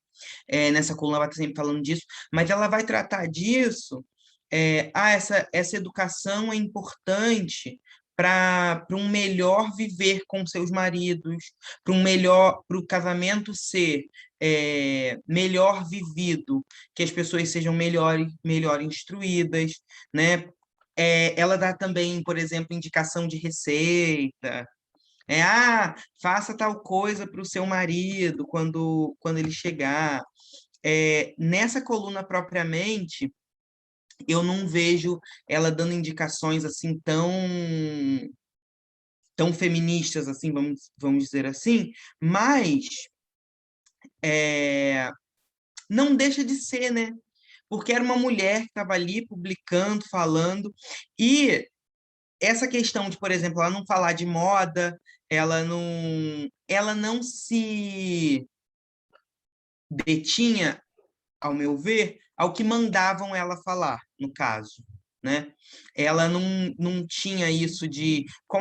Vão ter colunistas também que vão tratar apenas de assuntos pontuais, assim, do que... Você falou da informação que se transferia muito rápido, né? Em Paris veio tal coisa, questões de vestimenta, vieram informações de Paris sobre tal coisa, enfim. Muitas vão fazer isso, mas ela não. Ela vai estar ali ajudando numa questão ali de bem viver. O que também, para mim, é um caminho muito bom a ser percorrido, porque era uma mulher também dando essa indicação do que fazer, né? Porque por muitas vezes era um homem, até mesmo nos jornais voltados para as mulheres, era um homem que estava ali dando essa indicação do que fazer. Então ela estava ali numa tentativa de ajudar, de melhorar aquela vida ali, esse caminho do manual de civilidade ali, mas era uma mulher mostrando o que fazer, né? Então, eu acho que isso, por si só, já trilha um caminho, né, emancipatório, né, na minha visão. Tem um tratado de emancipação feminina, tem da Mariana Coelho, tem da Ana Termaques, né, e que todas elas também, elas começam essa proposição de emancipação feminina a partir, obviamente, da educação, que elas dizem, então, Exatamente. se a mulher não estudar, né, como é que ela vai conseguir se emancipar? Mas o que é também muito interessante nessas palestras é que elas, vez ou outra, como tu fizeste aqui a apresentação, né, que a Adelina, então, ela tenta romper lá com o corselet, que é o sutiã atual, né? O espartilho. E a Guiomar Torrezão também, ela dá uma proposição, né, para tentar romper com a crinolina, que era aquele saiote de madeira que se usava. Madeira. É uma perspectiva de não aceitar também tudo que é incutido pela moda, que traz um certo mal-estar, desconforto para a mulher, e que isso não deixa de ser uma causa também, né? Sim. E a crítica também que é feita em relação, né, ao fato delas se apresentarem na defesa da mulher, mas que não serem femininas, de serem masculinizadas. Tudo isso é uma forma de detratar essas mulheres, acho que para perder também o protagonismo, né, para não terem essa audiência que tanto elas mereciam e buscavam no século XIX. Acho que depois a professora Maria Luísa vai entrar em contato contigo, com o Eduardo, para estreitar mais esse laço aí da Adelina Lopes. Tá bem, Eduardo? Essa questão do espartilho, ela vai... É uma indicação bem discreta, né? Mas ela vai estar ali falando desse espartilho como falando assim, estão declarando guerra aos espartilhos, mas não devemos declarar guerra, né? Você como se a sociedade ainda não estivesse preparada para queimar os espartilhos, vamos dizer assim, né? A sociedade ainda não estava preparada para aquilo, né? E é o que ela vai falar ali, que naquele momento ali aquele espartilho ainda era importante. Sérgio, talvez seja sutil para hoje, né? Mas para aquela Ah, época, não, declarar exatamente, exatamente. Para um os leitor de partidos, hoje é bem sutil. até Para a algumas época. Não, isso na época ela fez como uma resposta a uma crítica que fizeram por ela não estar comentando moda naquela, naquela revista, entendeu? falando de amenidades femininas, né? Sim, Sérgio, obrigada. Não sei se o de Eduardo quer nada. comentar algo. Posso falar assim. Queria começar parabenizando a mesa, acho que foram 4 apresentações muito interessantes, e é do tema que eu gosto, não é à toa que eu vim assistir essa mesa, e tem aqui 2 orientandos meus, então nada aqui é gratuito. Não vou fazer pergunta para o Sérgio, já que ele respondeu a pergunta da Lucilena. Não tem exatamente perguntas para as 3, talvez uma breve pergunta. Para Ellen, começar, fazer logo para as 3, depois as 3 respondem, que para a gente ganhar tempo, né? Para Ellen, eu acho bem interessante essa relação entre a Flor Bela e a Adília, já que normalmente considera a Flor Bela como a poetisa erótica da primeira metade do século XX, e a Adília tem uma grande derrisão na obra dela também, não é à toa que ela põe aquele Flor Bela espanca, espanca, depois ela se arrepende, muda, mas vai ficar sempre esse Flor Bela espanca, espanca. Mas eu gostaria de saber se você vê outras aproximações entre a Flor Bela e a Adília, além desses 2 poemas que você trouxe. Para Julie, primeiro, eu estou morrendo de inveja de você estar aí num café em Paris, enquanto a gente está aqui, eu estou em casa, no Rio de Janeiro, em Niterói, queria estar em Paris também. Só para a gente começar essa manhã um pouco triste por não estar viajando.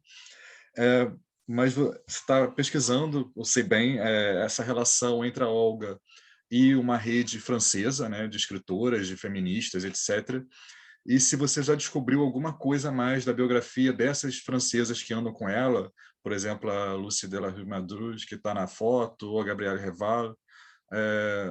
Eu sei que a Juliette Adam tem uma carreira enorme, né, viveu quase 100 anos, mas talvez ela já seja também uma escritora apagada hoje na literatura francesa, se você já resgatou alguma coisa do lado francês dessa rede.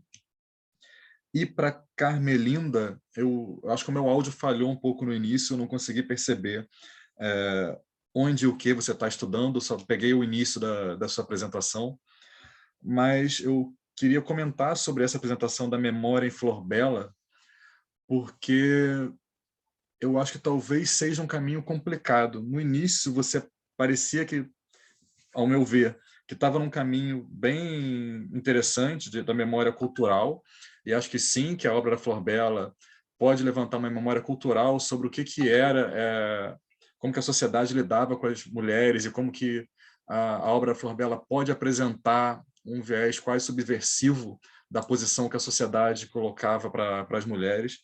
Mas eu acho um pouco preocupante pensar na obra de uma poetisa que tentou criar tantas personas diferentes de si própria, como foi a Flor Bela.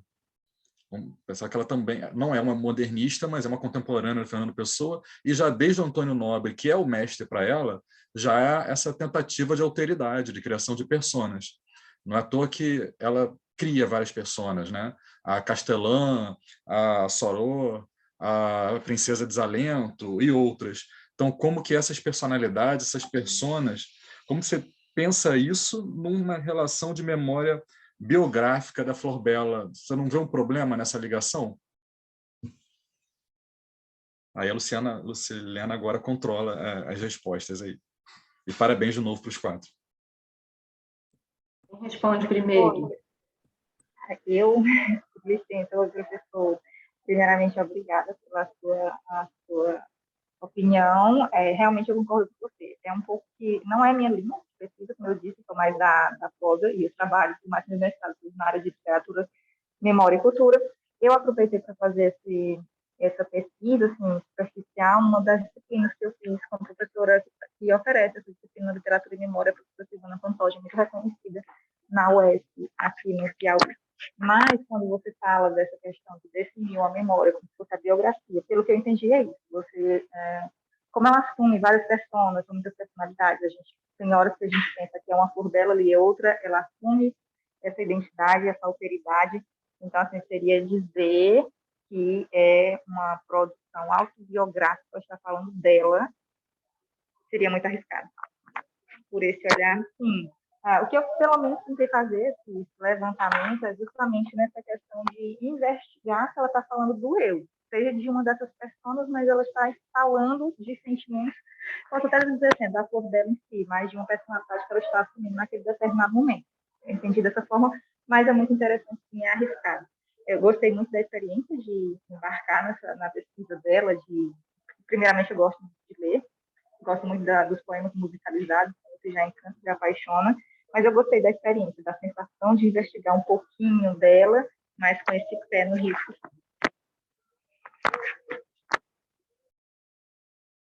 Carmelina, tu estás ouvindo? Sim. Queria também só fazer um comentário a respeito da tua apresentação, que envolve memória. Trouxeste vários autores, não vi, não sei se é a linha, né, também, que não citaste aqui, a Ecleia Bose, nesse processo de selecionar a memória, né, as partes assim, que constituem aquilo que a poeta poderia também trazer aqui para o âmbito da poesia. E queria que tu atentasse nessa poesia da Flor Bela, né, uma certa carga muito grande de melancolia, né, de dilaceração, que põe em xeque duas questões, né, que é o corpo, né, e a alma, tanto que em boa parte dos poemas ela vai apontando minha alma, né, e a parte do corpo também, que traz toda uma carga erótica, né, sensualística muito forte, não é à toa que ela é chamada de Dom Juan feminino, e também atentar-se para uma outra perspectiva que a gente observa também na poética da Flor Bela Espanca.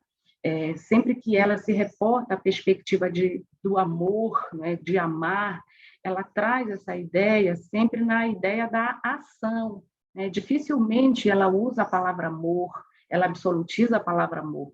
Ela traz em muitos poemas a palavra, né, absolutizada, com inicial maiúscula, e sempre utilizando muito mais o verbo amar, né, que remete a essa perspectiva do erotismo, né, de uma angústia que ela traz desde a infância, nesses tempos da memória. Então, acho que estabelecer essa diferença, né, entre o amor e o amar é importante também na poética da Flor Bela, porque quando ela traz o verbo, ela indica toda uma ação que vai passando por superação a partir de todas as experiências que tu falas que é comprometedor relacionar, né, com traços biográficos, mas por todos os 3 casamentos, as frustrações que ela passou, não só a perda da mãe, mas do irmão, né, o Pérez. Então, talvez isso possa também suscitar algum outro questionamento aí na tua pesquisa. Tá bem? Ótimo, professora. Obrigada. Tá bem. Passo, então, para a Júlia responder a pergunta do Eduardo. Olá, e enfim, respondendo a pergunta do Eduardo sobre essa questão do lado francês, né, do que a gente consegue de material sobre essas escritoras, sobre a Gabrielle Reval e a Lucie de la Ruse-Madrus, não achei nada. Até perguntei a alguns professores da Sorbonne de literatura francesa, especializados em literatura, né, da escrita feminina, daquele período. Ninguém, nunca nem ouviu falar. Então, enfim, já começa por aí. O que eu consegui achar na internet são coisas muito rasas, muito superficiais. Por outro lado, da Juliette Adam, eu consigo achar outras coisas. Exatamente, foram escritoras premiadas na época. Exato. A Juliette Adam, ela é mais lembrada pelo lado republicano dela, da atuação política dela, e de ter, enfim, ter assumido uma postura anti-napoleônica, enfim, ter tido um salão literário que acolhia escritores republicanos, etc. Então, assim, quando a gente consegue achar... Você encontra na questão de Genevieve. Sim, eu também... É questão também de organizar enfim, outros lugares para achar outros materiais. Enfim, da Julieta Dam, como estava dizendo, a gente consegue achar esses materiais, mas mais voltado para a atuação política dela, não muito literária. Acho que, assim, se com um pouco mais de tempo, pesquisando também na Biblioteca Nacional, talvez seria possível achar alguma outra coisa, principalmente da Nouvelle Revue, que era a revista que ela dirigiu, e, enfim. Mas também encontrei uma pesquisadora que foi responsável do espólio e que faz alguns anos já, mas que organizou uma exposição para o centenário da Julieta Dam, agora eu não lembro se foi na Mairie de Verberie, ou na cidade que ela nasceu, ou se foi como é que fala? Na abadia, na Abadia de Gif-sur-Nivelle, que é onde ela morou por quase 50 anos. Eles organizaram uma exposição e, enfim, eu consegui achar a pesquisadora. Acho que fingi. Também acho que fingi. Não tenho certeza, enfim. E aí, talvez entrar em contato com essa pessoa que for responsável, porque era a pessoa responsável do arquivo dela na Biblioteca Nacional. Talvez entrando em contato com esses pesquisadores poderia achar mais alguma coisa, mas das outras duas, da Gabrielle Deval, ninguém. Da Lucie Delarue também, nada, por enquanto nada. Eu achei também outras duas biografias, mas da época dela, que foram feitas enquanto ela ainda era viva. Uma sobre um francês, Adolphe Badin, de 1882, e o outro de um pesquisador britânico. Chama ela de Julieta Dam, La Grande Française, que conta mais ou menos a vida dela e os feitos dela entre 1870 e 1917. Mas não mais que isso, mas eu também ainda não terminei a leitura dessas obras, dessas biografias que fizeram sobre ela. Não sei se eu respondi a pergunta. Julie, em relação ao espólio, ao que você já pesquisou a respeito da Olga, você encontrou textos que marquem mais essa perspectiva de feminismo, de emancipação da mulher? Que acho que o que você apresentou aqui, ela preconiza muito a liberdade, mas está também relacionada a essa perspectiva mais feminista, até pelo tempo, né, que ela publicou, que ela foi premiada e que escreveu. Assim, da Olga, não sei, não saberia dizer se exatamente essa questão da liberdade feminina no que a gente acha sobre, enfim, nesses artigos dela. Tem alguns que sim, mas a maioria, quando ela fala, ela manteve uma coluna também nesse jornal no Brasil, enquanto ela estava morando na França, mas era sempre falando sobre o lado mais cultural, não muito sobre a questão da mulher. Por outro lado, ela tem essa obra, né, O Problema Feminista, onde ela fala justamente sobre essa questão da mulher, ou essa conferência, Femme d'Actualité, que ela também fala sobre a questão da mulher, não só no Portugal, mas também na França, etc.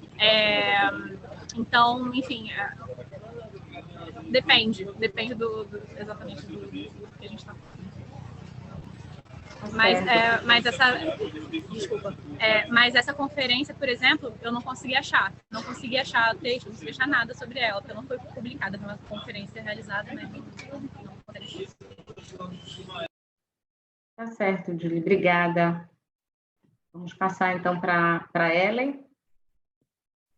Oi, respondendo ao professor Eduardo, nesse livro eu encontro, eu não sei se, né, a visão já está tão assim, que eu encontro muita coisa da Flor Bela no livro da Adília, nesse específico, né? Esse livro ele fala também, não diretamente, né? Assim, claro que esse poema eu quero foder achadamente, ele é uma alusão e só entende quem conhece o poema Mar, né? Não está ali escrito, Flor Bela diz, né? Mas, e com certeza ele está mais direto, né? Mas tem outros poemas da Adília que indiretamente aparece assim a Flor Bela. Então tem um poema que fala sobre a questão da escrita, né, que para escrever é preciso ter dinheiro, que a Adília fala. E isso e esse poema está inserido no Flor Bela Espanca Espanca, e isso faz muito sentido com a Flor Bela, né, que ela está inserida em um momento em que, no início do século XIX, em que a mulher está ali tentando se libertar, e a Flor Bela aparece muito isso aparece muito nos seus livros, né? A erotização, a questão do corpo, da voz feminina, a questão do amar todo mundo, né? Amar um, amar outro, amar todo mundo, né? E naquele momento, por exemplo, os livros da Flor Bela, que foram publicados por ela, foi do dinheiro dela, né? Ela publicou com o dinheiro dela. Então, tem essa questão, o livro da Adília, esse, da Flor Bela Espanca Espanca, fala muito sobre a questão do corpo. Então, tem um poema falando só sobre masturbação, né? E que, querendo ou não, a masturbação é o autoconhecimento do corpo feminino. E a Flor Bela, então assim, eu não sei se de tanto ver as duas, e eu já acho que o livro é totalmente a Flor Bela ali, e a Adília tentando amplificar essa voz, né, esse corpo, esse eu forbeliano ali, que eu vejo muito a Flor Bela. Então eu tento fazer essas ligações a partir desses. Tem um outro poema também, que o título é Mariana o Conforado e Sebastião, Sebastião, né? Acho que é assim o nome. Que ela liga dois mitos, né? E a Flor Bela, a Ana Fubuca diz que ela também é ligada ao mito, né? Então tem esse poema ali e então eu acho que está tudo muito interligado ali. Então eu vejo muito a Flor Bela ali nesse poema esse livro da Flor Bela Espanca Espanca da Adília. Então não sei se eu respondi, mas acho que como uma pesquisadora ali, eu sempre encontro, né? Respondeu sim. Eu não vi, desculpa, Lucilena, não sei se você assistiu a fala do Jonas Leite numa mesa aqui na Abraplip, eu já não sei mais qual foi a mesa, que ele falou justamente sobre a Flor Bela como personagem de algumas peças de teatro, então a criação dela como mito.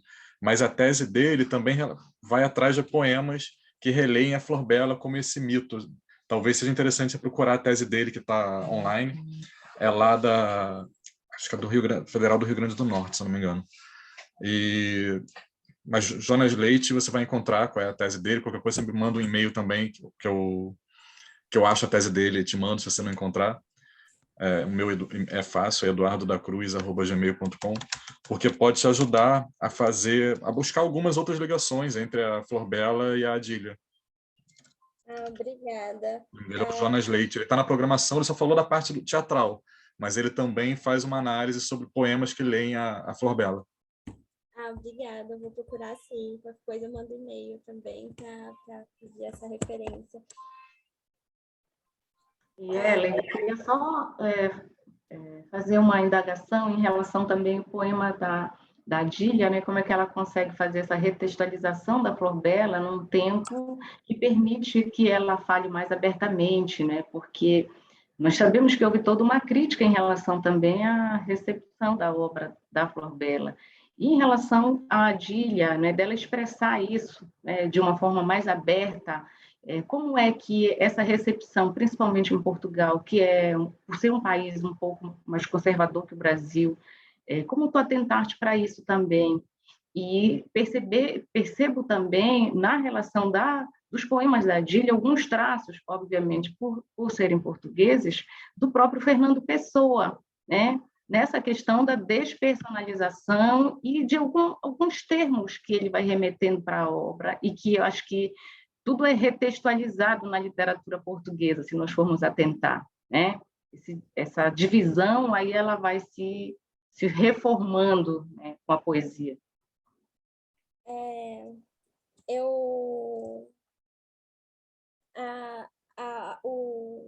Como posso dizer?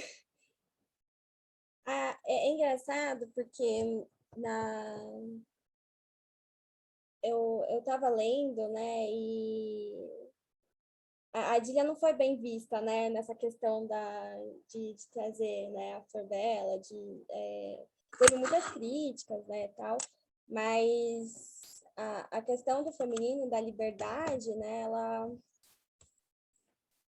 ela é tão maravilhosa nesses poemas, né, que teve a crítica, né, a recepção, a Flor Bela foi muito criticada também, né, ela foi por conta disso.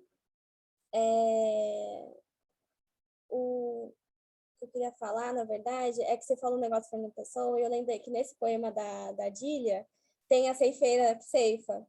E é interessante, na verdade, porque a Dalfarra, ela diz justamente que a Flor Bela e o Fernando Pessoa não tem nenhum registro que eles tiveram contato um com o outro, que eles não tiveram encontro. E na verdade, a Adília trazer essa figura do Fernando, a figura da ceifeira, junto com a Flor Bela, na verdade, é quase um ato político, né? Porque é o encontro. A Flor Bela esteve o tempo todo à margem desse modernismo, né? E trazer esse encontro à tona ali trazer essa construção, né? Esse encontro que não ocorreu, que a Dalfarra diz. Então, eu acho tudo isso muito interessante e, claro, né, falar sobre o corpo e falar dessa forma tão aberta como a Adília fala, e que na época da Flor Bela, falar que amar e amar todo mundo, né, é uma forma também muito aberta, né, muito livre, né, ali, que ela foi muito criticada por conta dessa questão da erotização, de estar ali. Então, falar de uma forma mais explícita que o amar, na verdade, é um poder, né? E que a relação de poder também está no poder, a Adília trazer essa liberdade e amplificar cada vez mais essa voz. E deixar essa voz do eu forbeliano viva por muito tempo. Eu ia comentar, eu estava tentando fazer toda uma construção aqui na cabeça, por isso que eu demorei para formular. Eu faço a minha dissertação, na verdade, esse é um recorte da minha dissertação. Eu estudo 3 autoras, que é a Flor Bela Espanca, a Adília Lopes e a Filipa Leal, né? Então, a Filipa Leal, ela tem um livro que é a Adília Lopes, e eu estudo esse livro para fazer essa conversa entre as 3, né? Entre o Flor Bela Espanca, a Adília Lopes, e tentando construir esse feminino a partir de uma imagem da matriosca, né? Da sororidade, da escuta, a partir dessa...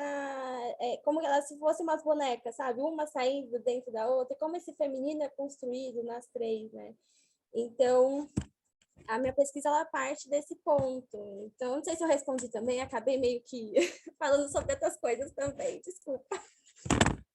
Para mostrar, né, o quanto a pesquisa, né, e tem janelas que vão se abrindo, se fechando, confluindo, né? Nós gostaríamos de agradecer muito a vocês, acho que essa mesa foi muito frutífera, nós estamos saindo cheios, né, de curiosidade, de mais pesquisas ainda, dar parabéns e dizer que vocês continuem aqui no nosso 28º, né, Congresso Brasileiro de Professores de Literatura Portuguesa, que está sendo muito bom. Parabenizar o professor Eduardo, que está nessa organização.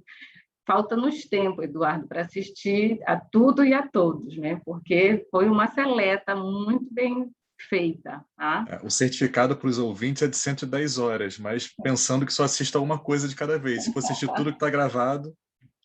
É isso mesmo. Então, dá um abraço na Julie, na Ellen, tá? Na Carla, no Sérgio, no Eduardo, em todos que estão aqui conosco. Tá? E no final da tarde, né, Eduardo? Às 17 horas nós nos encontramos. Isso aí, eu vou falar um pouco mais da Olga. Então, tchau, tchau para vocês. Um abraço e até a próxima. Tchau, tchau. Então, finalizamos a nossa sessão. Eu agradeço à professora Lucilene, ao professor Eduardo, a presença e participação de todos vocês. Lembrando que nossa programação se estende até o dia 29 de outubro, certo? Logo mais às 10 horas da manhã, nós teremos as mesas redondas. Então, aguardo todos vocês lá. Até breve. Se cuidem e tchau, tchau.